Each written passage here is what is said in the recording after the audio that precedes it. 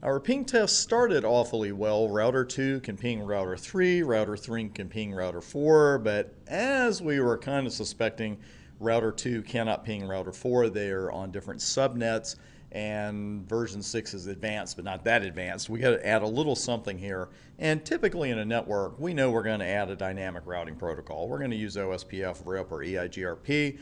We're saving those for later version 6 studies, so that kind of leaves us just one solution: static routes.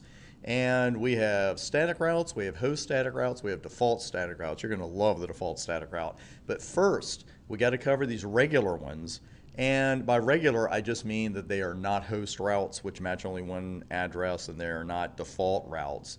They're just regular static routes. And the three kinds are recursive, where only the next hop address is specified; directly connected, where only the output interface is specified; and fully specified, where, as you would expect from the name, both the next hop address and output interfaces are specified. So we'll put all three of these into action. We'll take a few routes off at the same time, and we'll begin with a recursive route on router 2.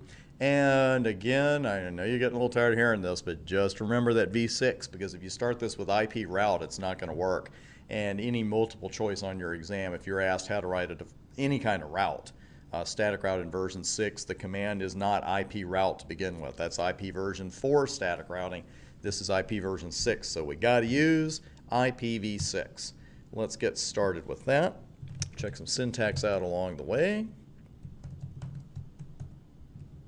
IPv6 route. And let's see, we've got routing for IS to IS. So what does that mean? That means that we're not configuring this on the interface. So there is an IPv6 route command for the interface. Don't use it. And yes, I did plan that. That's my story, and I'm sticking to it. IS to IS is not part of your CCNA studies. It is a link state protocol like OSPF is. But don't worry about it. I showed you that because while I wanted to show you there is an IPv6 route command for the interface level, but that's not what we're using here. We're using IPv6 route in global configuration mode. So let's go ahead and hit that and have a look at iOS help here. And you'll notice it's IPv6 prefix, makes sense. Static VRF, we're leaving those options alone. We're going with the prefix. And this is the prefix for the destination. Just like with the IP route command where you put the destination network first, this is always going to be the destination.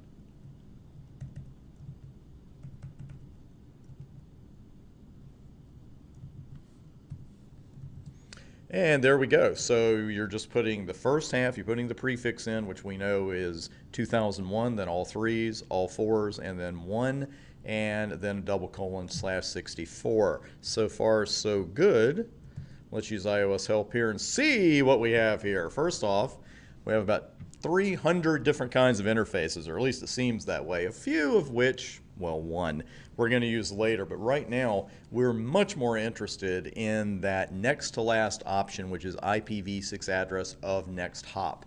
So we're going to put that in, and that would be what now? Which address on router 3 is that going to be? That's going to be the one we pinged earlier. And let's go ahead and bring our diagram back up. That's going to be 2001.2222.33331:3. That's going to be the next hop IP address. So let's go back to the router and we'll plug that in, so to speak.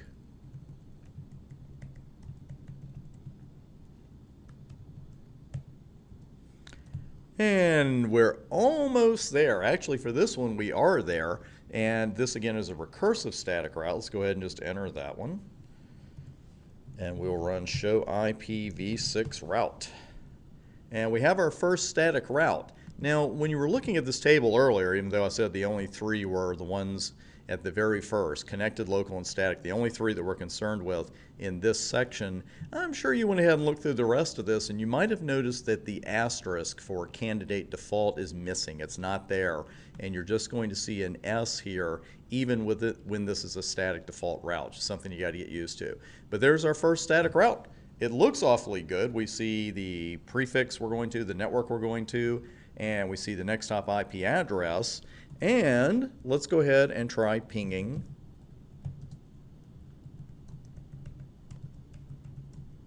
router 4. Yeah, I did kind of put a dramatic pause in there.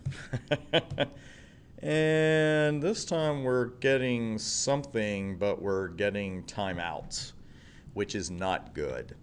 So I bet you have a pretty good idea, or a really good idea, what's going on right now, why we can't send that ping.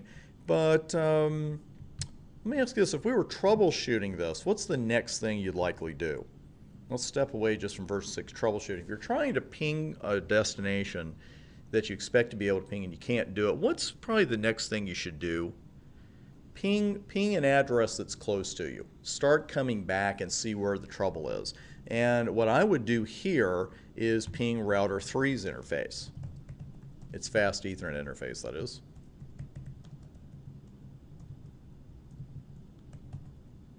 And that ping goes right through, as we'd expect. It went through before, so that's no problem. The issue here is that the packets, when they get to 4, they don't know how to get back. So to have end-to-end communication with static routing, not only does 2 have to have a route pointing to 4, but 4's got to have a route pointing to 2. So let's go over to router 4, and we will put in a directly connected static route, which uses only the output interface. That's IPV6 route. We're going to this subnet. And this time we're going to use the interface option. And there are the remaining choices, none of which we want to use. And there we go. So that's all there is to a directly connected static route. Just know the difference between that one and a recursive one, the one value that each of them uses. And let's go ahead and send our ping.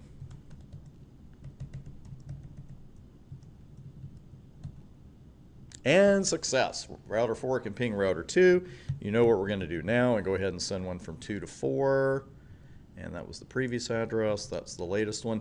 And now it goes through, and that's just reinforcing a valuable lesson about ping packets, is that it's not enough to see a destination. It's a routing table. It's not enough for the packets to get there. They got to know how to get back. They got to be able to get back.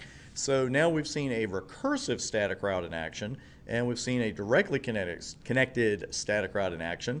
And tell you what, let's go ahead and stay right here. Let's go another couple of minutes, and what I will do is remove the static route that we have on router 2 right now.